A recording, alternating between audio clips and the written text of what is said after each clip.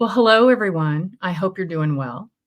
This is Shannon O'Loughlin, a citizen of the Choctaw Nation of Oklahoma and the CEO and attorney for the Association on American Indian Affairs, coming to you today on Red Hoop Talk, our native news and talk show, where we share how we're staying close to culture and about all the important Native issues we're working on in Native country. I've got a really special guest for you today. She once interviewed me, and now I'm getting to give her a taste of her own medicine at being interviewed. A wonderful woman today who's with us. She's Native Hawaiian. She's a journalist. She's a filmmaker, a podcaster, a writer, and all, all comprehensively a wonderful and amazing activist who's here with us today. Ms. Keala Kelly, where are you? There you are. Hey, Hello, aloha. Keala. Aloha. Hello. Would you mind giving us a bigger introduction to the wonderfulness of who you are? My fabulousness. You're there we go. Yeah, well, that's it in a nutshell, really. This, in terms of the work, is media. It's been media for me. I'm just a little bit of my background, and this is very Hawaiian thing to do, is always talk about our genealogy. We start off everything by saying who our parents are and where we come from. So I'm Kanaka Maoli, Native Hawaiian, from my mom's side of the family. And she was born and raised in Keala. She went to Ho'okana School. This is on Big Island, South Kona. So both of her parents were Hawaiian. And when she graduated high school, went into the Air Force. And that's where she met my dad, who was Irish American. And so they met when they were pretty young in Texas, when they were stationed there.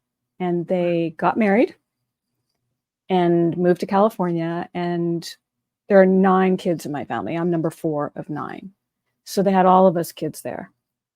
And pretty much, my only exposure to Hawaiian culture is having a Hawaiian mom as a child. The only time we saw another Hawaiian was when like a relative would pass through town. That wasn't, just the LA area at that time didn't have very many, wasn't a big Hawaiian population, except down maybe in South Bay. So, but we had like this back and forth with Hawaii. So when I was in 7th grade, for instance, that's when I lived in Hawaii for the first time. I lived in Kona and went to school there and lived with my grandparents. And they had come to visit us. It's not like we didn't have a connection. We just weren't in it the same way that you're in it when you're in your homeland. It's just a very different thing. A diaspora experience is very different than a homeland experience. So that's kind of it. Can you talk a little bit more about what it was like as a 7-year-old going back to Hawaii to live with your grandparents? Was it a Oh, no, I was in 7th grade. I was 12. 7th grade. Oh, sorry. Yeah. 7th Yes. grade. What was that like? And I don't know. What did your friends think about you? Was it different going to school in Hawaii than it was in the States? Completely different country. I mean, really different. And at the time, this was back in the 70s, and Kona was still very rural. I mean, now people understand Kona as this built-up place, all these subdivisions. Back then, it was still quite rural, and going to the big city was going into Kailua, which was a sleepy little town. So for us, it was a total switch from California. But it was one of the most, I guess for me, I'd say it wasn't my first experience with the sacred, but it was profound for me. I knew I was home. And for me to have that experience as a child and not really have the lexicon to say that, Like I literally had a physical experience as soon as my foot touched the Aina. That's what we call the place. We call it the Aina. As soon as my foot, because even now with the Kona airport, when the planes land, you have to get off on the tarmac and walk to the terminal. Mm-hmm. Back then it was like that too. As soon as my foot hit the ground, it was like I had a physical cellular experience. And I had a kind of happiness that I understood later what that was, that was really ancestral and, but it was a belonging. It was the first time in my life really that I'd ever had that sense of belonging. So I was totally comfortable. It wasn't the same for all of my siblings, but my experience was, we just sort of slipped into, when they put you in school as a kid, you just go to school. But I went to a school where kids came to school barefoot, and it was always raining, or it rained every day, and you'd still go out to play. And everybody spoke Pidgin. It took a while just to understand what people were saying. Like my grandmother spoke perfect English, but my grandfather never spoke English. He only spoke pure Pidgin. And at that time, Pidgin, the real Pidgin of Hawaii, was actually mostly Hawaiian language mixed with English with a certain pattern. People don't speak Pidgin today the way they used to. It used to be you almost really couldn't understand. So it was a totally different country and different culture, but my culture. So it was, for me, a great experience because I just slipped right into the lineup. And there were issues because being biracial, but even at that time, there were not that many Hawaiians. That's the thing about Hawaii. Even though it was a rural place, and this Moku Nui is another way of saying Big Island, it used to be this was very Hawaiian. But even then, there were only 2 other Hawaiians in my 7th grade class, and one of them was my first cousin. Wow. There were 3 of us, and so even then there were very few Hawaiians right in here, here in Hawaii, on the Big Island. There's a lot of us, but we're outnumbered, I guess is what I'm saying. And we find that we're related to most, and that I was related to one of the other Hawaiians in the room. So in that sense, I fit right in, but in the other way, there were experiences where people were prejudiced because we're hapa haole, and that's, haole is still a complicated kind of identity in Hawaii, even being hapa haole. So, but I was just really fortunate because it didn't faze me. It never fazed me that, because I knew I belonged. So when you belong, even as a child, it doesn't matter what anybody does, you belong. So that was an interesting, I had experienced and seen racism because we all see it. And I had seen things in front of me, but that was different. That was very different. I don't think I would have even be doing what I'm doing right now if I didn't have that sense of belonging to the place. Yeah, well, we'll talk about that. So how did, going back, and how long did you go back home for? How long did you live after school was over that year? Our parents moved us back because my parents didn't come with us. It was just, they sent 7 of us over here and they kept the 2 youngest, and then they had moved us to another place when we moved back. So when we moved back, we were on the other side of, let's say, LA County. It's all LA to me. If you're from there, it's just like, this is LA. If you can see downtown LA, you're in LA, even if it's not at the border. So they moved us to a town that was very white. And so it was a total cult. Now that was a culture shock. For me, that was the biggest culture shock of my life, was going from Honau, Kona, to a little town called Sierra Madre up in the foothills, the San Gabriel foothills. That's the mountains outside of LA. So they moved us to this town, and it was very haole, and it took some adjusting. And for me personally, it was really hard because I didn't want to leave.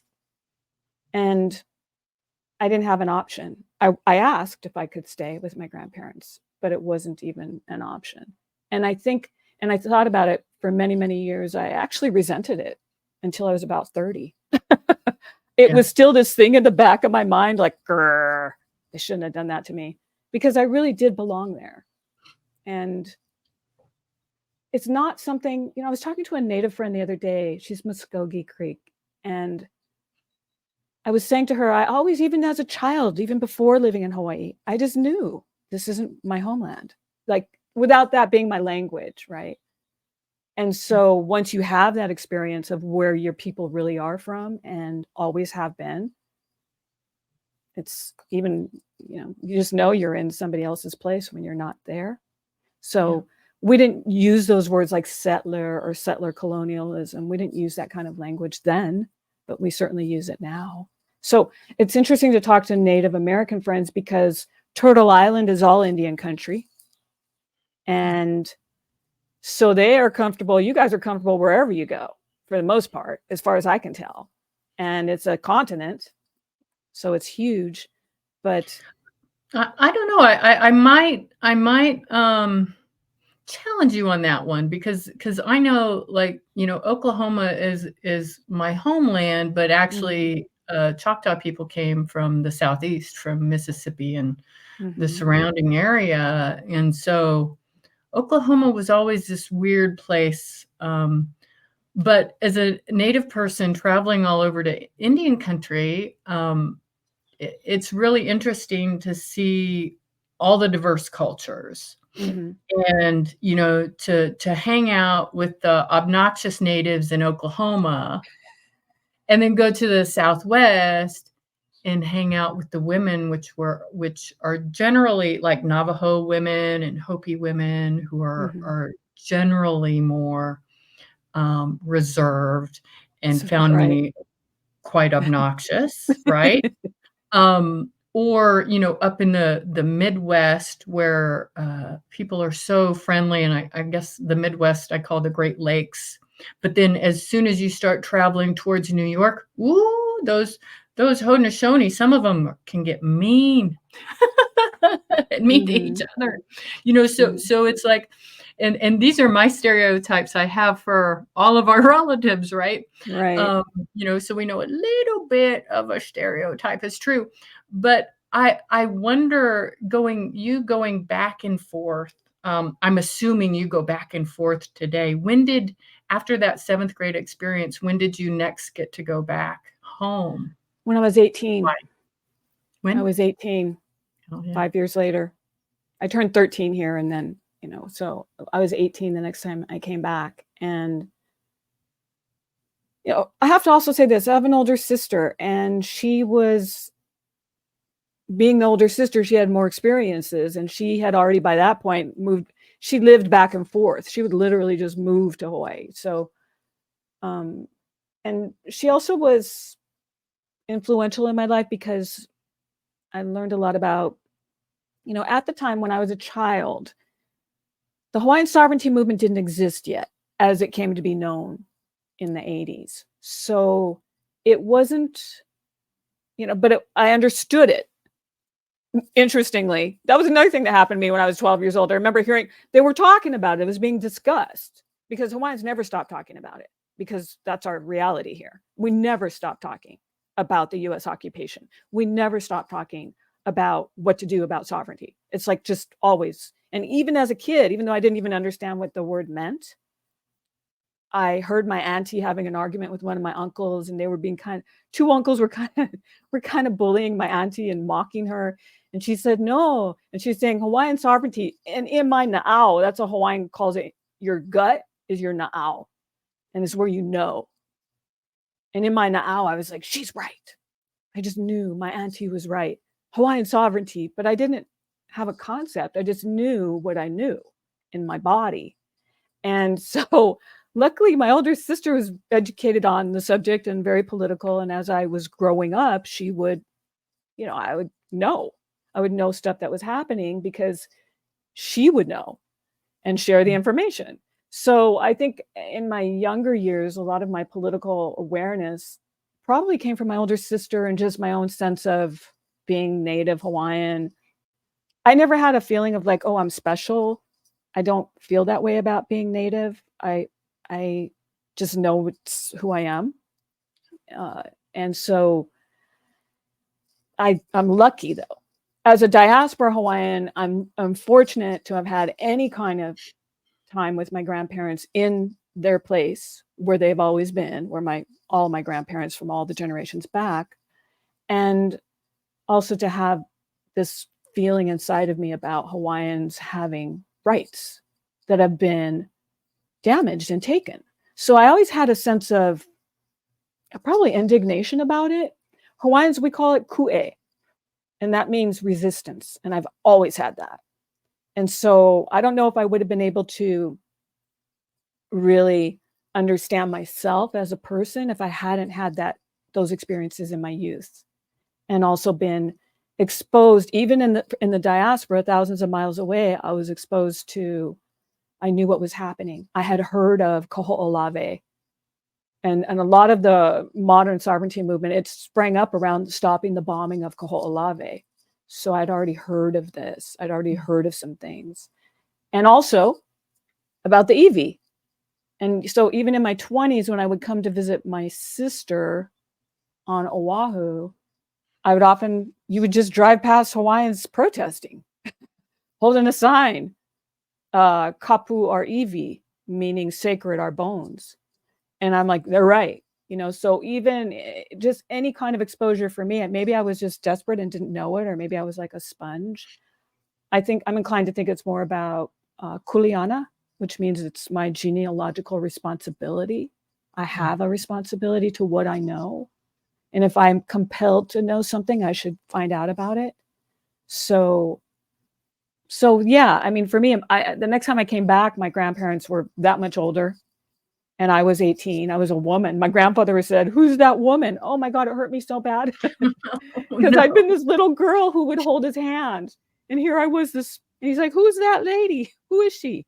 And I was like, I cried because I had changed so much, and he was also beginning Alzheimer's at that time. So it was really, I could even cry right now thinking about it. I'm just lucky that I had any of those times with him, when I was little, because those memories are so tender to me, and I learned a lot. You learn so much about your culture from your elders. Really, you can even it's by osmosis. I think it's that way for all Native kids. It's not, now we talk about Indigenous. We talk about things in a different way where things have become institutionalized. Yeah. And so whether it's around the language or the culture, it's more formalized. But before, Natives just learn from their kupuna. Their elders teach them. And you learn by listening, and you learn just by being in the room. And if you're not in the room, you don't get to learn it. And then you have to go and seek these other more formal ways of learning. And so I'm really grateful. I had one of my mom's sisters, her older sister, my Auntie Pua, she's long since passed away. She's what I always refer to as the original tita. A tita in our culture is a way of saying sister, but it's like saying sister that'll give you lickings. A sister that, and so my Auntie Pua was to me the original tita. And to be around an auntie who was like her, like she would, if her kids was messing around, she'd make them go get the switch out of the yard and bring it to her. And then she'd give them, right? Mm-hmm. And she was scary, but she was also loving. And so there's all these kinds of experiences that you can have as a child that make you respect, and also I think it was probably, without knowing about it, I mean, I almost never talk about this, so it's obviously becoming a therapy session. I apologize, Shannon. But I think back on that, and it's like, no, I was lucky there was any old Hawaiians around me in my grandparents' generation. I was really fortunate to have had any time with them, and to just by, like I said, even by osmosis, they didn't sit me down and go, okay, take a note. You learn by being with them. And that's the damage of diaspora. Like you describing your Chickasaw, right? Choctaw. So you describing being, your Oklahoma is not really your original homeland, right? Right. So a different feeling in the original place than in the place that you were made to go and Absolutely. make into your home. And it's just a different, for Hawaiians, I mean, the ones who, being from the diaspora originally, I understand, it's a kind of, it's just a disconnect. You get it from the elders who are living and the elders who are in the land who have already been buried. That's why it's so important to be in your land, or at least be able to get access to it. Exactly. And so many people have no clue how Hawaii got to be Hawaii. No one, or our, what is it, our 50th state, 51st state? There's 50 on the flag. It's the 50th star. I'm adding states. Right? Apparently, I've forgotten my what is that? Civil studies or Social whatever. studies. Social Right. studies. I've forgotten. And so many people don't understand that there was royalty, there was a kingdom there that wasn't taken over until, what was it, 1849, 1850, somewhere in there? Was it Oh, it was, later? I'll just give you a skinny Yeah, on please, because it. you can tell how terrible I am at this. No, it's how do I start? So Captain Cook, I don't like starting with Captain Cook because that's just sort of the European Western America. Oh, Captain Cook discovered Hawaii. Like, who does that? That's like Columbus discovered America. Really? I don't think so. So, way before 1778, Hawaiians have been here for thousands of years. And, Right. if you listen to archaeologists, we accidentally showed up here from someplace in Asia. Like, if you listen to the archaeologists tell our story, and then we think, wait, like this island that I'm on is Mokuo Keawe. Keawe, the lineage of Keawe goes back at least 4,000 years. And then that's like, there's all the ones before that. Like, we know our genealogies. So it's always off-putting and difficult because most of the time, most Hawaiians, we just don't even want to bother when people say dumb stuff. You just go, okay, bye-bye. But, Like I just so did. Okay. well, no, you're genuinely asking me, but I've had people, non-natives that'll tell you your native history. It's just, you can't get your mind around it, and they'll do it with a gusto, but so Hawaiian royalty, we're a genealogical people. That's the first thing to say about Hawaiians. Okay. The word Hawaiian isn't even Hawaiian. You know what I mean? It's like a made up word. Mokuo Keawe is Hawaii Island. And because most of the leadership at the time of the West, it was all mainly happening. A lot of it was this island. Kamehameha the Great worked from this island, was born on this island. And a lot of royalty are from this island. But Hawaiians are genealogical, meaning like we know all the way back to the beginning of time. Some families will track their genealogy all the way back. So Captain Cook, showed up here and died here.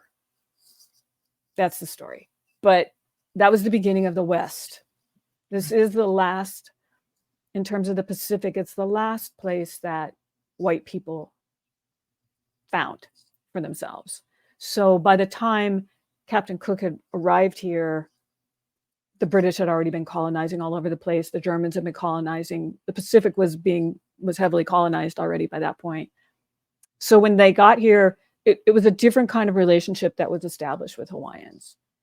It wasn't like what happened to our Australian friends, the Aboriginals, where they've just been murdered for centuries. For us, they brought disease. The first thing that happened was they brought these diseases that started killing Hawaiians immediately.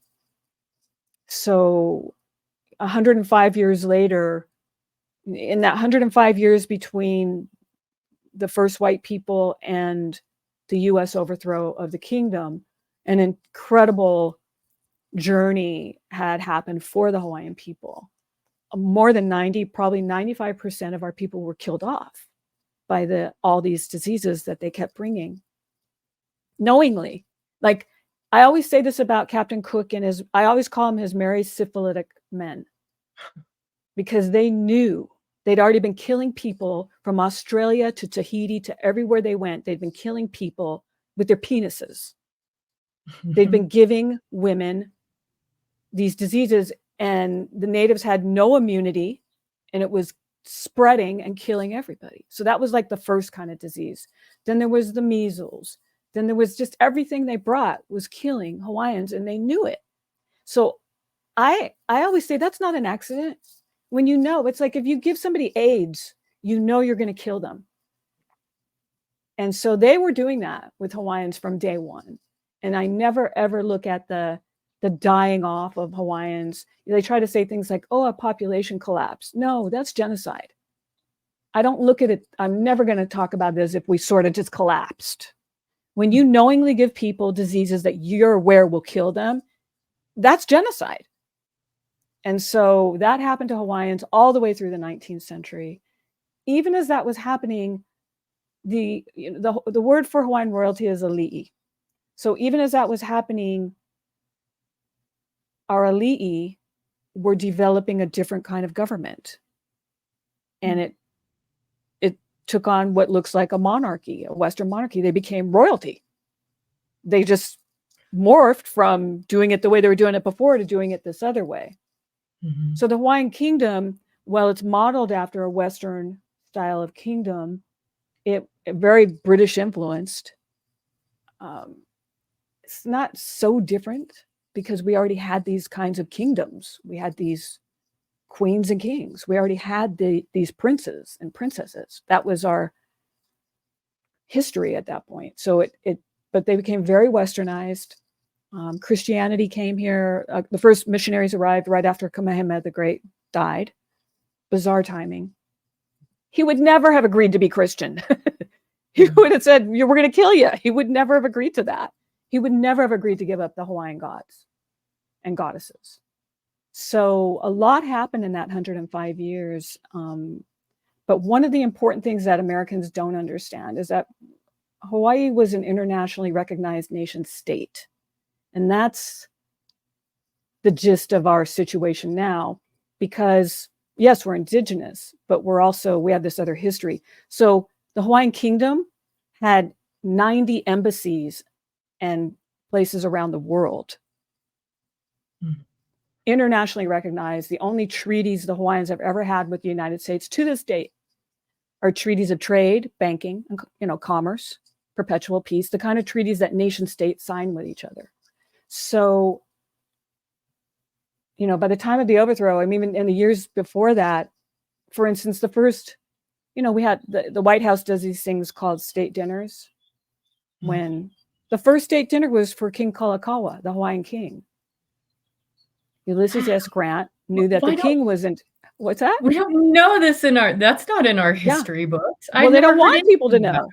They don't want them to know because Hawaii's been done to in this very, very painful and bitter way. But our actual truth is that it's that we're native, we're indigenous, and we also have this history of our elders.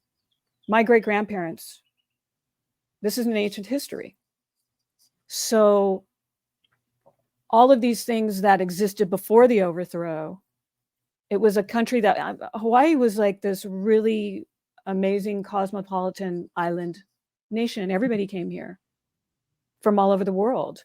But Hawaiian language was the language on the street. Even though most of the population had died off, Hawaiians still had our culture and our language intact. Even though people were converting to Christianity, we still were a people in our homeland.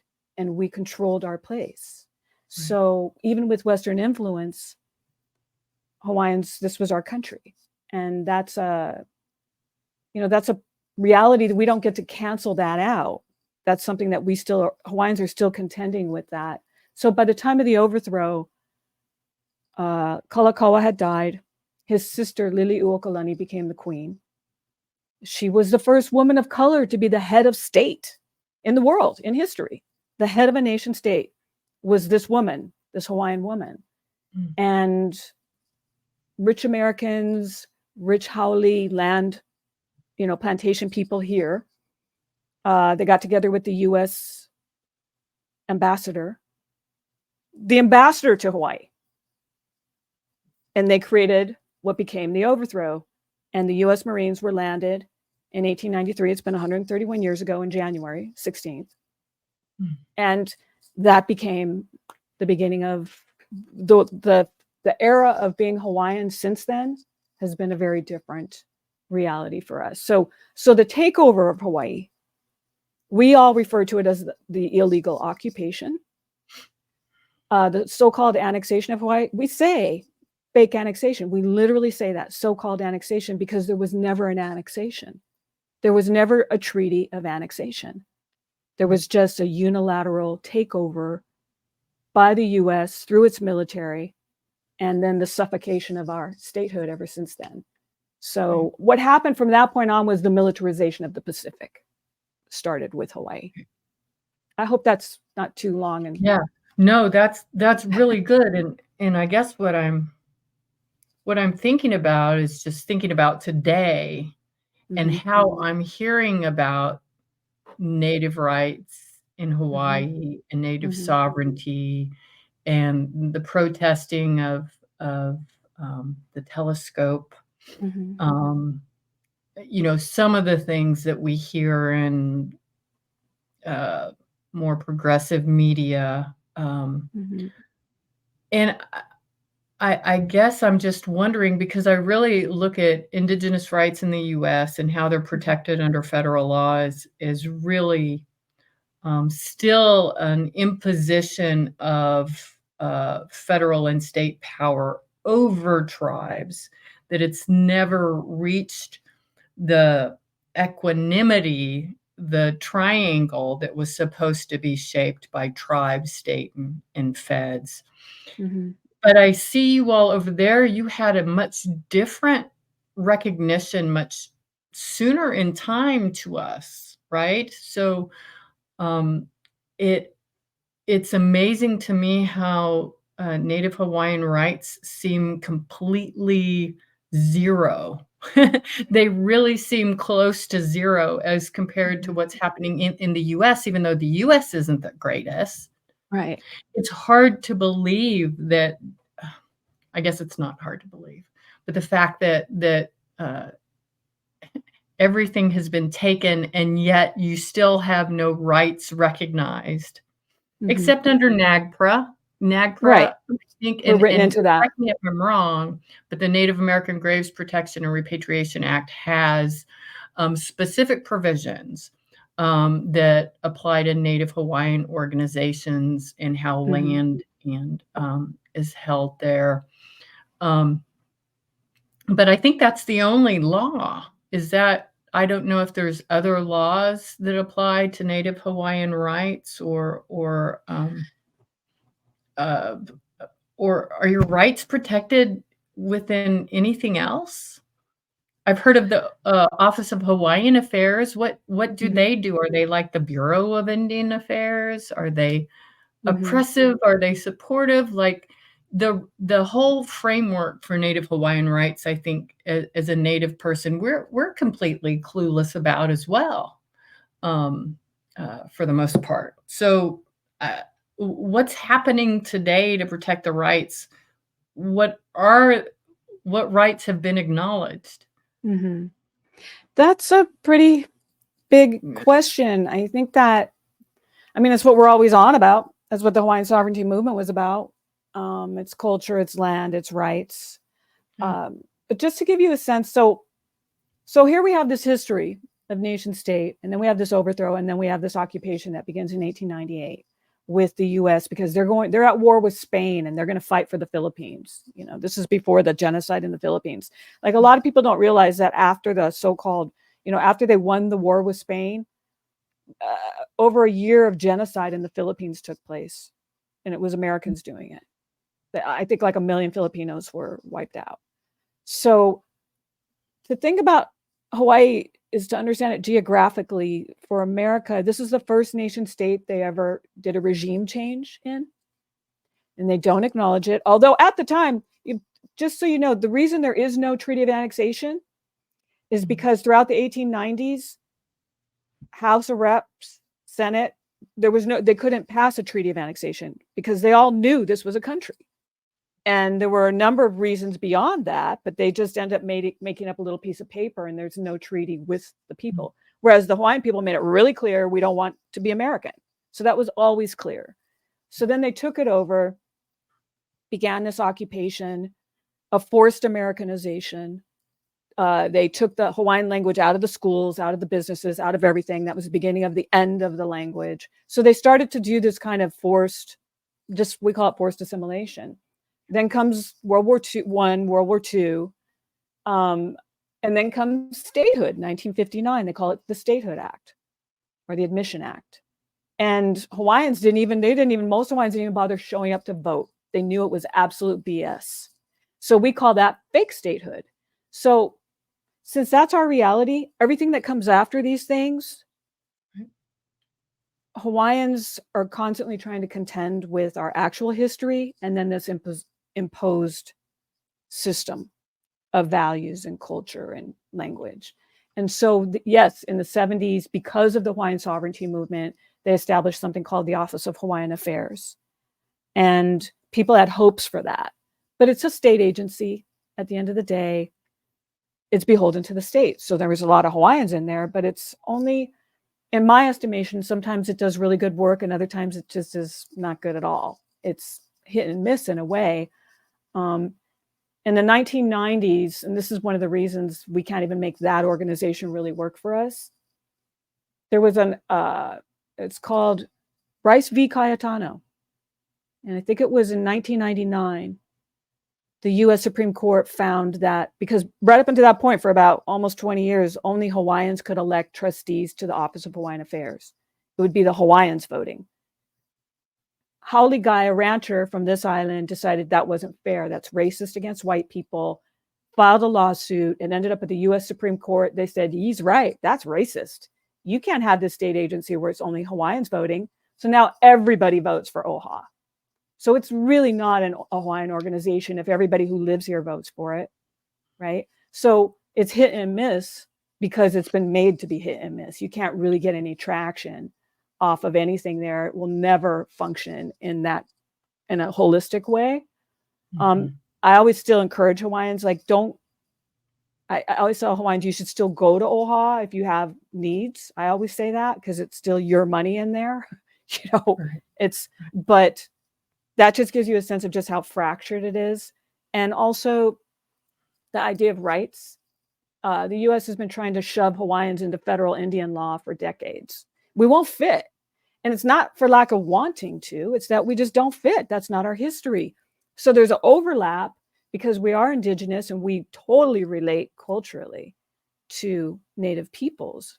And also we have this shared colonial history, right? Being forcibly Americanized. You guys were forcibly Americanized. We've been forcibly Americanized. So we have that shared connection too. Even though everybody's had a different historical experience of what's been done to them in that system.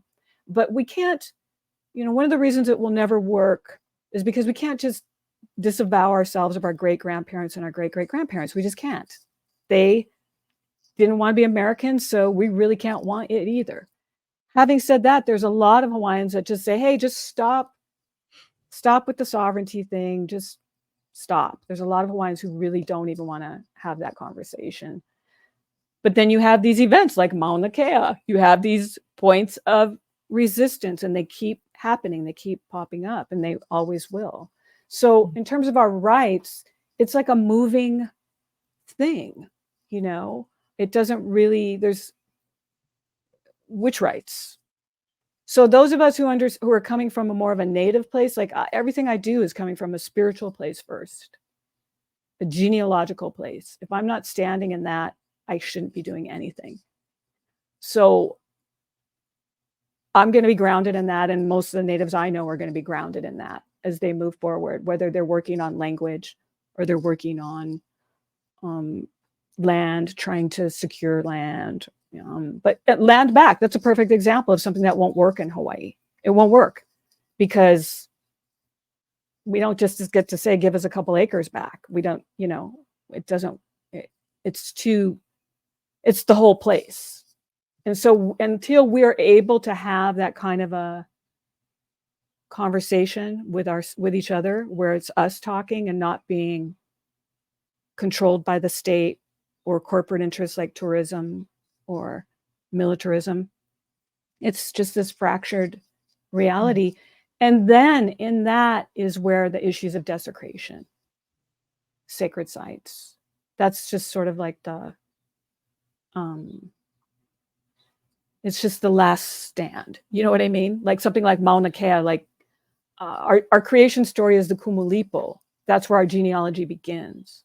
That's where the creator, that's where Hawaiians begin. So everything, that thing about that telescope, which was going to be this massive desecration project, it was so massive compared to all the other things already up there. You could fit all the other telescopes into that 30-meter telescope. That's how big. And that became like, okay, that's enough. That's enough. You can't do this. And that, is like, this is our most sacred site. We can't let you keep doing this. And in fact, you should leave the whole mountain. You should just get off of the mountain with the entire industry. So, and that's really what's next, actually, for the next 9 years. That'll be it. It'll be like, what's going to happen to that mountain, So we always end up in these kind of legal situations about our rights, typically when it comes to the land, when it comes to sacred sites. Yeah, that's where we end up going, okay, here's the deal. Like, I was talking to a Hawaiian friend the other day, and she said, you notice nobody ever does land acknowledgements in Hawaii, ever, because they know as soon as they open their mouth, I'd like to acknowledge that we're having this party on Hawaiian land. It's just not going to work. It's not like, what's happening up on the continent, where I don't know if you're aware of what happened in Berkeley recently with the Ohlone getting a couple of acres in downtown Berkeley. Yeah, I heard about it. Of course, they bought it back. I mean, it wasn't like somebody said here, but that's a huge deal, even though it's only a couple of acres, right? That's a huge deal. And they're still, everything else is on top of their world, right? So that's, I always look at each situation and go, this is exactly what they have to do, to start recovering something, Yeah. Our demise is still very much in process. And that's something that Americans don't realize, I mean, I hate to be the one delivering the bad news, by the way, because I know people don't want to see Hawaii this way. They want to have a different, because of media, it's created this. It's Disneyland, right? I mean, that's how Americans see Hawaii, as this beautiful fantasy island type place with scantily clad native people shaking their hips, right? So yeah, and what I'm really interested in, Keala, is how you are taking what you're doing in the media. What got you there? Like, how did you, I assume that you went to college for maybe journalism or something, and then kind of grew the work you did. But how did that work? How was it influenced by being Native Hawaiian? Let me start from the beginning. How did you get to be who you were and start advocating for Hawaii? It was an accident. For me, it was an accident. I mean, I look back on it now and I know this was always my path, and I just didn't realize it. But by the time I started, I was an undergraduate at UCLA, and I also did my graduate work there. And I studied film. I went to the UCLA Film School, and I got my bachelor's in that. It's only a 2-year program as an undergrad. And then I applied to the graduate program and I did my MFA. And so I studied directing. They call it production, but you're basically a director, writing, directing, editing. I always saw myself as like commercial filmmaker. I always understood being Hawaiian, and I knew even then I wanted to make a film about the Hawaiian sovereignty movement. I knew there was this thing inside of me that I wanted to do that, but I didn't. My whole family had already moved back over here by then, and I wasn't like feeling like I needed to live near them. You don't necessarily need to live near your family. It's okay to visit. So I didn't intend to move here 24 years ago. I didn't have that intention. I'd been out of grad school a couple of years by then, and I wasn't sure what I was going to do. I mean, some stuff happened to me in grad school. I mean, stuff happens in life, and, by the time I was done, I didn't have that same kind of, I'll go to work for Disney. I didn't have that same kind of sense about it. I sort of had a lot of changes in my own life, and I knew that commercial way isn't going to work for me. It's also the culture of Hollywood is not conducive to any kind of native storytelling. It certainly wasn't then in the 90s, not really. And not to women. It's a very sexist industry. And so there's a lot of sexual harassment. That's a real thing. And I just realized I didn't really like the culture of the industry. And it wasn't a sense of, I wasn't talking about it in that way. I just really understood like this isn't a healthy place for me. It's kind of soul crushing. But I wasn't really giving it up. I didn't see myself leaving, but I came home. I applied for a grant to do an R&D for a documentary on Hawaiian sovereignty. I was really wanting to do this work. And so I got a grant. And then I thought, okay, I put my stuff in storage in LA, and I'm going to go over there for a few months, and I'm going to assess it up and see what's up. But even before then, I had done a little bit of reporting for the Honolulu Weekly from Los Angeles. And that was my first kind of dipping my toe in journalism. And then when I went to Oahu, I think it took me about 2 weeks to realize that my idea for the sovereignty film was a bad idea. It looks different from 2,500 miles away.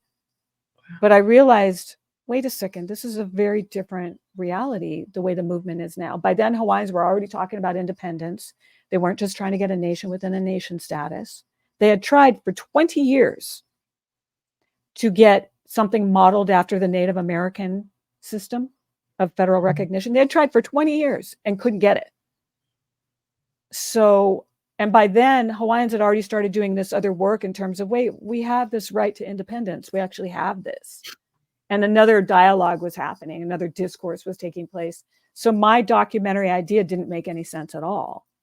And at the same time, I started reporting for the Weekly, almost full time. I just started writing for them every week and going to all these different sovereignty events. And I just never looked back. I knew right away, 2 weeks in, I was like, wow, I'm not leaving. Wow. And so I just jumped in, like all paws in, and started doing all sorts of grassroots media. You just, when you don't, the natives here, they don't, I mean, at the time, there was no internet. I mean, the internet was there, but people weren't using it the way they use it now. So I was like, Hawaiians were using public access, public meetings, and there was always something to report. And I started reporting for some of the radio places up there on the continent, and just spread it out. I pushed as hard as I could and made sure that anybody listening to a radio show that I put something into would hear Hawaiians resisting something, because there was a lot of resistance, and everything just kept going from there. So that was really my, way into the movement, I guess, was just by being a reporter and also being an activist. These things all overlap. When you're a Native person, you can't just be one thing and not the other, right. And sometimes you really have to choose. There've been times where I've had to leave a story alone because I couldn't, I just need to be in it. Like the Mauna Kea story is a perfect example. I just need to be in it. I couldn't be the reporter for it. I did do some reporting for Indian Country Today, but I was careful, because there's lines between journalism and advocacy, and I want to respect that.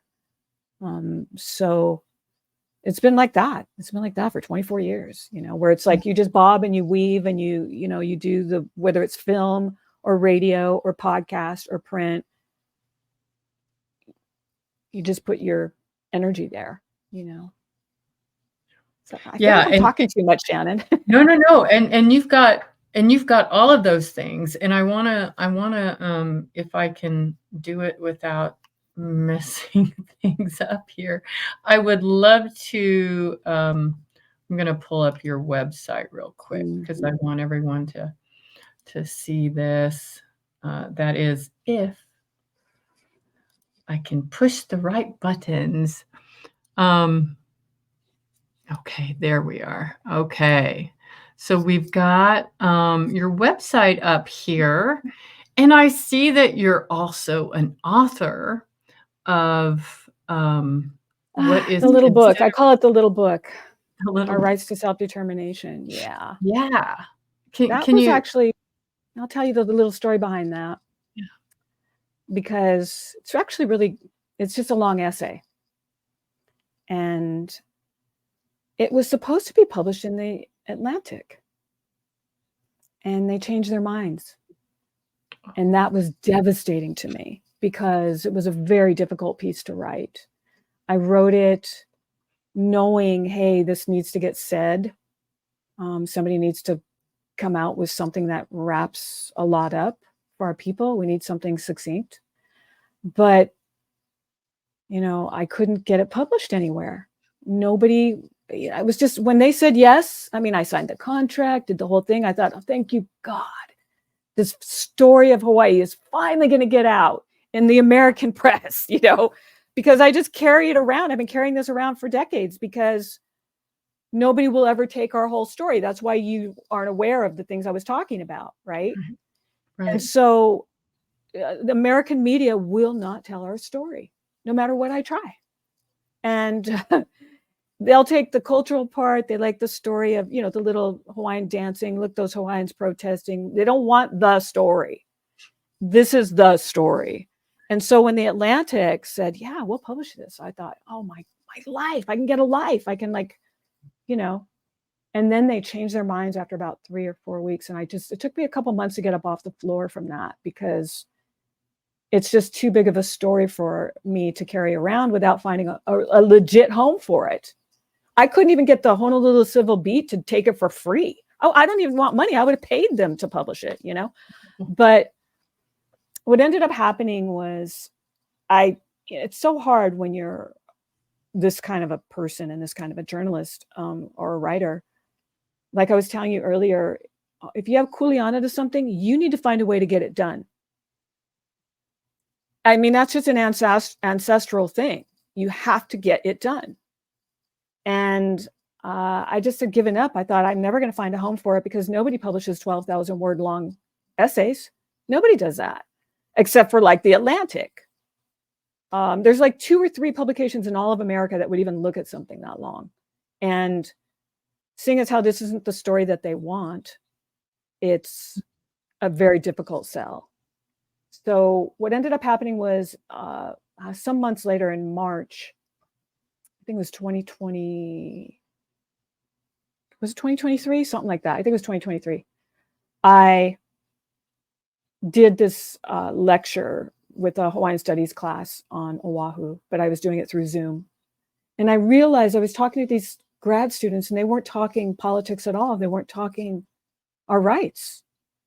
And after that experience, I said, I'm going to have to find a way to publish this myself. I never wanted to self-publish in my whole life. Because if you've ever published, you don't want to ever self-publish. You know what it's like to have a publisher, right?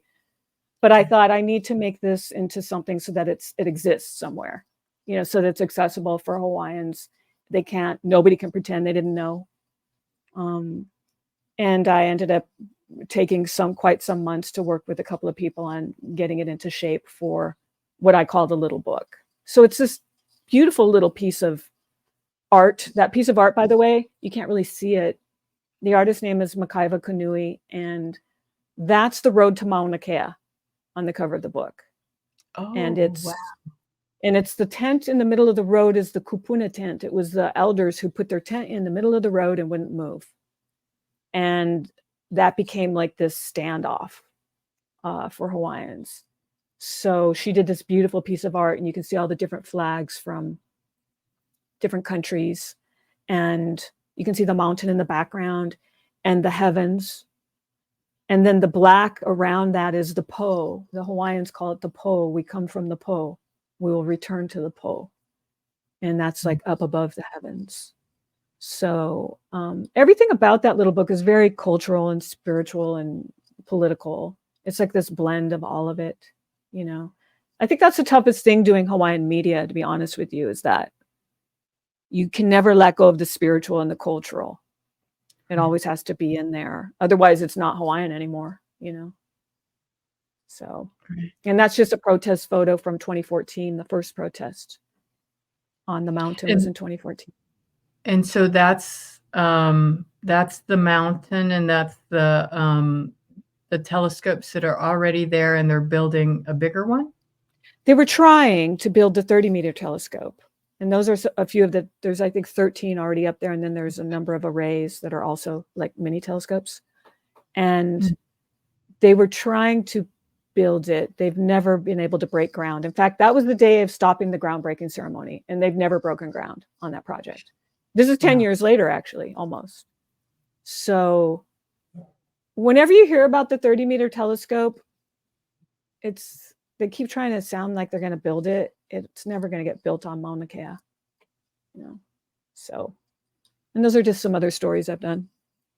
That's great. And you also have a beautiful podcast that you're on, that's on Spotify, right?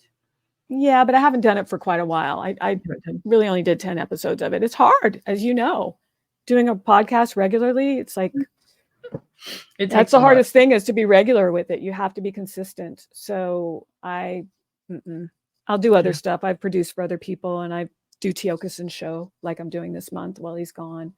And I might go back to that. I don't know. It's such a, the native stuff is hard. It's hard when you want to do something newsy. It's not an easy narrative. So if I do go back in, I certainly know what not to do. You learn, right? Yeah. And I see that with other journalists that reach out to us at the association to do a story about something or other, and they want our opinion, and then they want us to give them all these contacts that they can reach out to, and I'm like, sorry, Wait. and it's really interesting how little journalism knows about reaching into communities that are not their own, right? And even so I can just imagine anyone wanting to do. I mean, even when I've reached out on NAGPRA issues to Native Hawaiian organizations and others, right, about something of interest, I get little or no feedback. So it's really difficult. I can imagine working as a journalist in all of Native country. But how do you see journalism or journalists going into Hawaii to do issues or to do stories with Native Hawaiians? Are they being successful? I'm not seeing a lot of stories out there. Is there something that journalism can do to improve its storytelling in Native Hawaii? I don't do those. I used to be very generous with, like, kind of what you described. Like, they'll say, hey, can you give me some more contacts, right? I used to be very educational. I would take the time to educate the journalists from the New York Times or whatever, right, from far away. And I realized, especially with Mauna Kea, and even natives will do it to us, not just non-natives. I've even had Native Americans be like, nah, we'll just do it this way. And I'm like, I'm not helping with that. And I've just become like, don't ask me for your background. I'm not going to help you cherry pick. Yeah. what part of our suffering you want to report on this week. You know, it really, for me, the Lahaina fire was sort of a game changer for me. It was the first time in my whole career that I turned down an opportunity from a serious publication to write about that. And it was because they were the way they wanted it written. I said, no, I can't do that for you. Like, there's always this component where we, the native, has to be more accommodating and less about our actual rights and more about what they want to talk about. And so I just now have given myself permission to say, wow, that's a completely irrelevant story you're trying to tell. I'm not your girl. I just did it recently with Good Morning America. I'm not your girl.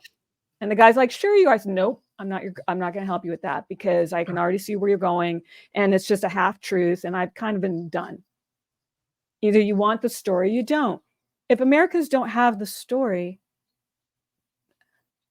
how can they be held responsible? How can they even have a chance to be responsible? And so the whole story of Hawaii is completely blanketed in this, and all the media is in on it, by the way. I know that sounds probably conspiratorial, but it just is. That's how you do an overthrow, and that's how you cover it up. It's just one big cover up.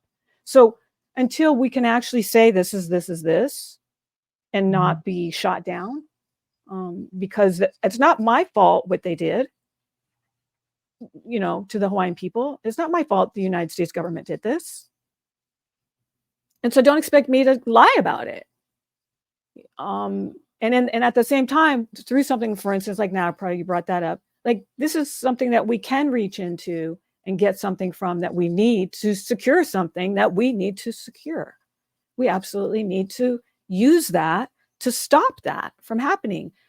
You know, that's one of the great things with some of the Hawaiians over the years have gone around the world collecting up our EV. They've been able to get stuff out of museums in America, but not just America. And so we need any kind of legal framework that will allow for that, because that's a deeply spiritual and cultural thing it is a matter of sovereignty in terms of ongoing desecrations, like looking at Mauna Kea, like the attempt to build that up there became a sovereignty issue. A lot of people tried to just keep it cultural, but it's a matter of sovereignty. And when Hawaiians start to assert like that, the state backs off because they know that 2 giant steps and we're at the other part. So it's really, you know, it's all really always moving. It's always, and inside the community, I don't know if it's like this with your people, but there's a lot of competition. You know, a lot of Hawaiians just want to do it a certain way, and they want to get that money, and they want to get that federal grant, and they want to la la la. And so they'll, you know, at the expense of somebody else or some other EV or some other sacred site, they'll do something. So it's a really difficult, I call it a minefield to navigate. And I've just luckily over the years, like, you know, some people like me and some people don't, but I'm pretty sure there's respect, you know, because I will never negotiate away the sacred. I will never let that be something that I would at any point say, yeah, okay, well. And sadly, there are some who will, and those are not people that I can support. So like you just sort of mentioned, like when you've reached out, I can already in my mind think, oh, I think I know who she's talking about, because there's all these different kind of internal struggles that go on. And then when it comes to the EV, and that's the other part, when it comes to the sacred stuff, only some people are supposed to do that. You know, only certain people are supposed to be touching that stuff, handling it. And so that's a whole other thing, because there's also a kind of secret, we call it huna. So a lot of that's supposed to be kept secret. So it's a really cultural kind of rocky road that gets walked for that. But it has to be walked. It has to be done, you know. I don't know if I answered your question. I think I just went off on my own thing.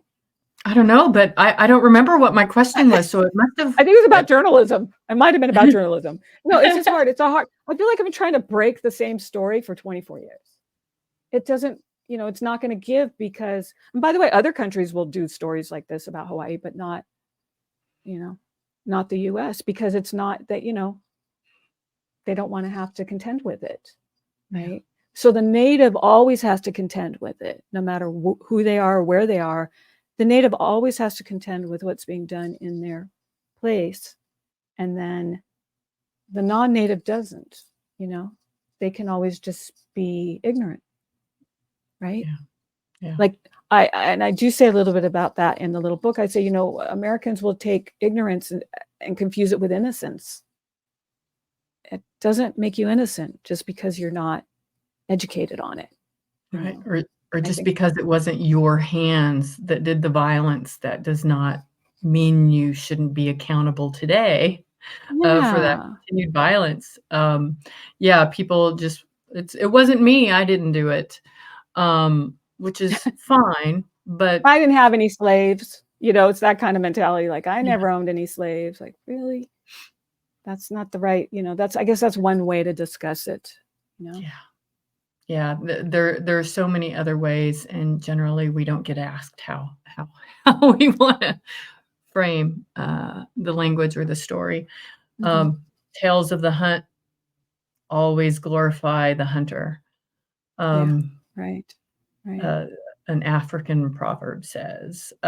So tell me a little bit more about you, Keala. I feel like there's a ukulele behind you. Oh, yeah. And of No, course, I I'm sometimes seeing I a good so microphone there behind you and lots of yeah, and paint. it What's wasn't your gonna my computer wasn't, I'm sorry, I'm just looking at something. Somebody just texted me. My computer wasn't giving here. I have a nice camera and a microphone, but it wasn't, I gotta deal with my computer. And now I've got that happening. Hold It on must be one that time of second the day here. for you. Yeah, it is. So yeah, I mean, I'm studying Kung Fu. I like Qigong, I'm learning stuff, it's, for me, it's been a lot of work. I've been pretty dedicated to the Hawaiian things. And the next film I want to make is about one of our Hawaiian sovereignty leaders who's passed away a couple of years ago, Haunani K. Trask. She was a huge influence in my life, huge influence for probably generations of Hawaiians, really. But for me personally, and she was also someone I considered a friend. So that's something I'm trying to figure out. I've tried a few different ways to get funding for it. It's very hard to get the right kind of support to do that kind of a story. She was a very controversial person. So, it's like juggling, I guess. It's like juggling and saying, okay, this might work, try this, try that. And at the same time, do what I can to make a living and always try not to get too far from the work, because it's the native work that's the work for me. That's really the, I mean, I've been doing some work with some non-native organizations recently, and I'm glad for the break, to be honest with you. But it also feels, I just don't want to get far from the things that I know are important. I actually look at, and I say this all the time, the subject of desecration is formidable to take on, and it's a formative issue. It's like, this is one of the most important tools of the colonial project with all natives, is this act of taking and desecrating. And so I never, anytime I see anything that has anything to do with that, it's always got me. I'm maka'ala, we call it. My eyes get big on it. It's such an important issue. It's the one that, and anything that has to do with environmental destruction, which usually involves a desecration in Hawaii. Usually these things, I've never seen it not be the two together. Let me say that. So I don't know. I can never really not be involved, but technology has changed things, and it's changed how natives communicate, and it's changed how natives organize, and it's changed how, I think it's a really awkward time right now. I mean, all of my work is 21st century work. And I think about it, like in the first 25 years of this century, I've only made one feature length film, and it's one of the most, as far as Hawaiian made films, encapsulates a lot, and it's taught in many universities, and it will be until those things aren't true anymore. But that just gives you a sense of how challenging it is to get something made. If you want it to really be like, you know, holding it together, you know, holding the real narrative together. And most people want something commercial, very, that they can just sort of, you know, shed a couple of tears and be like, you know, and I'm not looking for that. You know, I hope to be a part of problem solving, and these are problems that can be solved. I don't think there's anything that's been done that we can't really solve if we put ourselves to it. So I'm always looking for those kinds of ways to be engaged. Otherwise, I'd feel like a dilettante. I'd feel like, why am I bothering? You know, I have these skills. Why would I not put it towards something serious? You know, so I'm still that person. But that doesn't mean, you know, I'm not looking to do just anything, you know.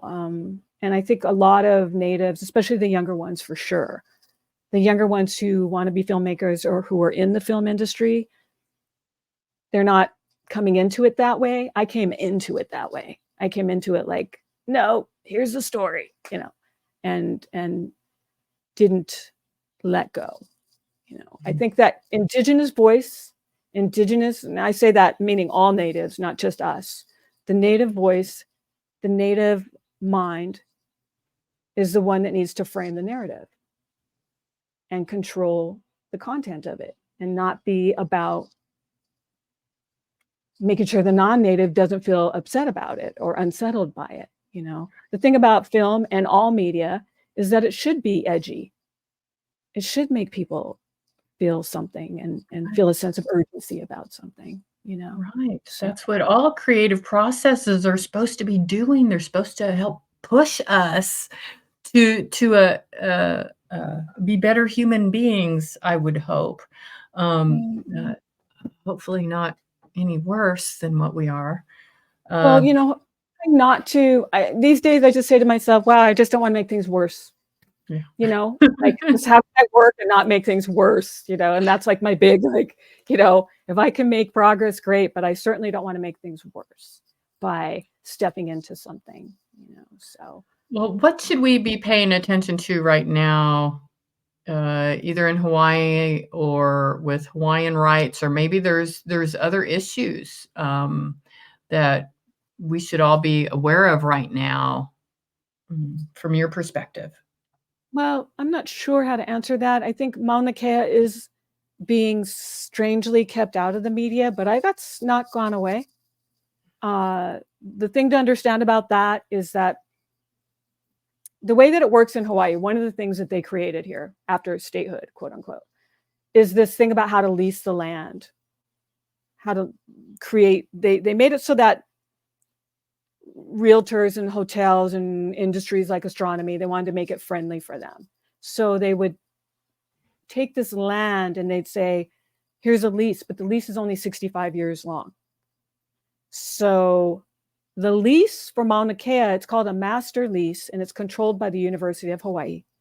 And what they do is they lease it, give it basically for free to different countries, different, you know, Lockheed Martin, I think, even has a telescope up there. I mean, it's crazy what goes on. And they give it to them basically for free. So this is supposedly some of the best astronomy real estate in the world. Because Mauna Kea, when you get up there, you're above the clouds. So it's like they want, and there's no light pollution here. So this is why they fought so hard to get that 30-meter telescope up there, because it's a California project and they don't want to have to go all the way to Chile or the Canary Islands. They want to just go over here, right? So now, because of Mauna Kea, we're talking differently about the future of that mountain, because the lease is up in 2033. And if they can't renew that lease. If we fight them, they can't renew it. And if they can't renew it, then everything up there has to come down. And I see that as the future. I think that's the beginning of the future for Hawaiians, is when the desecration of our most sacred site has to end, because the industry doing it will have to leave. And these kind of things take years, as you know. Yes. You know, we're 10 years into the resistance to stop that telescope. I mean, people were already fighting it. Don't get me wrong. There's been a resistance for Mauna Kea for over 25, 30 years. Hawaiians to go to court, and they file suits and they stop things. Many, many projects have been stopped that were intended for that mountain.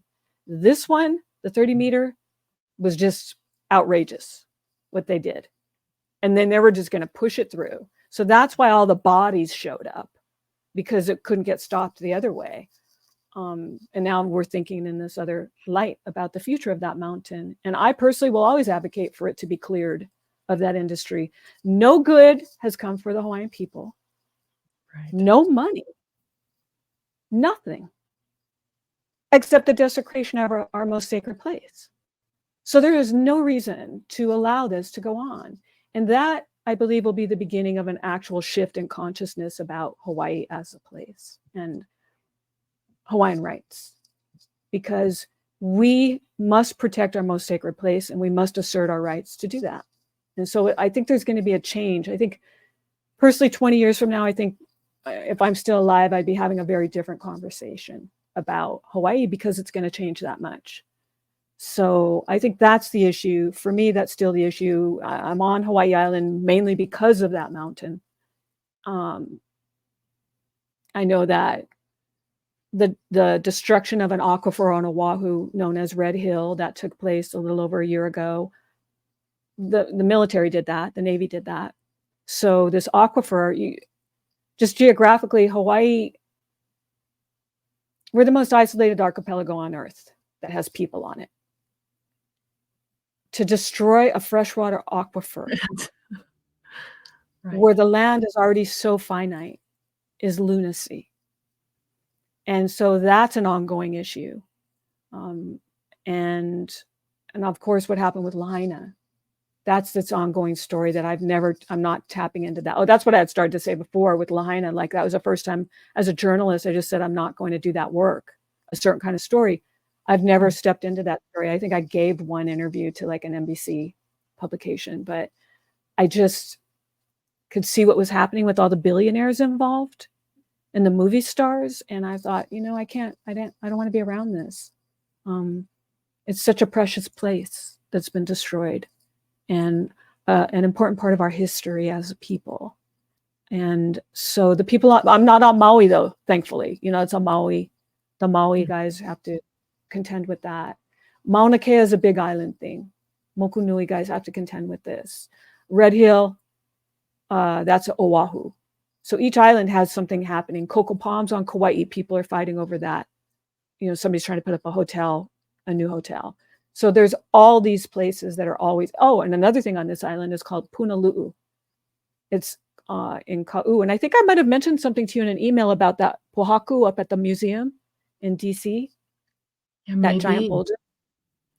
There's this big giant pohaku. We call it a pohaku. It's behind the museum.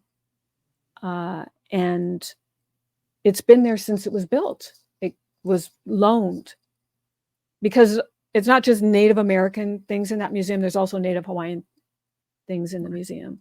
And this was brought up there as part of the, I want to say ceremony. I forget how it was. It was a while ago, over 20 years ago. So it's time for this pohaku to come home, and it's coming home to a place called Ka'u, which is where this huge real estate development is trying to do something at the black sand beaches. It's trying to build its empire. This woman's wanting to build her real estate empire. And it's so fascinating that this pohaku is coming home at this time that this big desecration project is trying to get underway. So I think things are changing. I just see it spiritually and culturally first.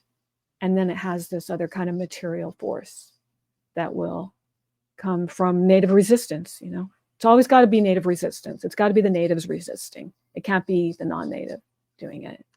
Absolutely. I think we are so powerful as people. I think Indigenous peoples are so powerful. Sometimes we don't have the patience to allow all the things that are supposed to come together to help move something in a positive way forward, like what you're describing. I hope that we're as patient here as you all have been there in your homelands. I want to share.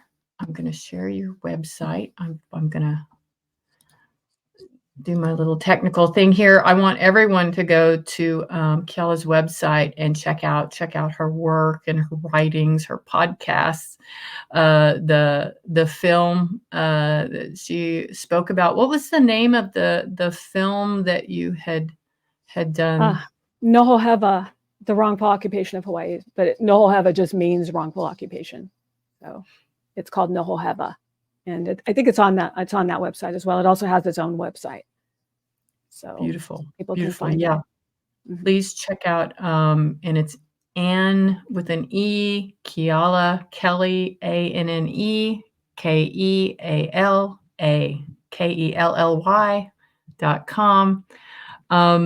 Keala, it's been wonderful visiting with you, and it's nice hearing you talk instead of me trying to figure out what I'm going to say when you're interviewing me. So it was just nice to sit here and listen to you. And thank you for making the time and the space to do this with us today. Do you have any final thoughts that you'd like to share with us, or? No, I mean, I feel like I talked your ear off here. So No, it's been great. I've really enjoyed it. I appreciate it. There's so much we still need to know. And while you were talking, I was thinking, how can we help Keala get the word out? How can we get this book out? And what can we do to support your filmmaking? And I know you have a donation page there on your website. But if there's any way, I think the association really would like to, at least with NAGPRA, work well with the Native Hawaiian organizations. And maybe you can help us do some training or something like that in the future. I don't know. Does that sound like that might be a possibility? I think I would know who to send you to, which Hawaiians would be the right ones. That much I definitely would be able to do in terms of Hawaiian NAGPRA connections, definitely. Yeah. Well, and I was just trying to give you a nudge, meaning you, working with you to help potentially do some training in NAGPRA in Hawaii. Yeah, I'd love it's something to I could do. see that. Absolutely, yeah. Well, this has been a great show. Thanks so much for bringing these issues that we don't get to hear about much. And the association is going to dedicate more of its time and capacity to make sure that we are sharing issues that are important to Native Hawaiians, and making sure that we are lifting up those voices and learning who those voices are. So thank you for being one of those powerful voices. And I want to let you close out or say goodbye if you'd like. Mahalo nui, Shannon. This has been such an honor, and I really appreciate you having me on the show. And yeah, it's great to talk story and just, share something about Hawaii with Indian country, for sure. So it's been my honor. I appreciate it. Thanks so much for your time, Keala. And with that, I wish you all well. Thank you for joining us on our Native News and Talk show, Red Hoop Talk. And hopefully you will also go visit our website, indianaffairs.org, and learn more about the Association on American Indian Affairs. And I happen to be wearing my Tunica Biloxi Tribe of Louisiana shirt today because I wanted to remember to tell you all that our 10th annual repatriation conference, where we want to bring Native Hawaiian issues into play, will be February 25th, 26th, 27th. At Tunica Biloxi in Louisiana at their Paragon Resort and Casino next year in February. So hopefully you'll join us there. And until next time, let me get my outro video and we're out of here. Thanks, everybody.